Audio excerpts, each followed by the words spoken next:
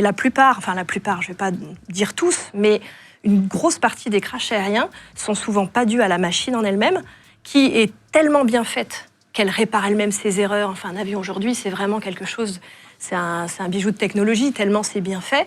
Mais c'est, une égo de pilote, souvent, ça va être des petites erreurs de communication. Ça va être des hôtesses derrière qui ont eu des infos de pilote.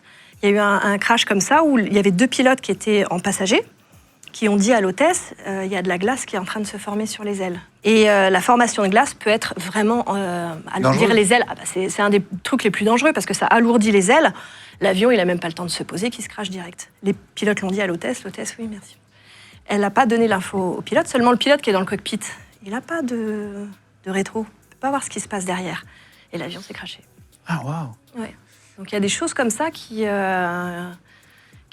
c'est des fois des problèmes de communication. Pour les exercices en piscine, ils ont créé quelque chose qui est extraordinaire, c'est-à-dire qu'ils ont recréé une cabine à moitié immergée.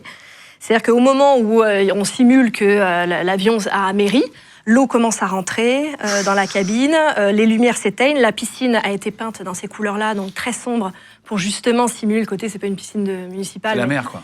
Exactement, très sombre, il commence à balancer énormément de vent.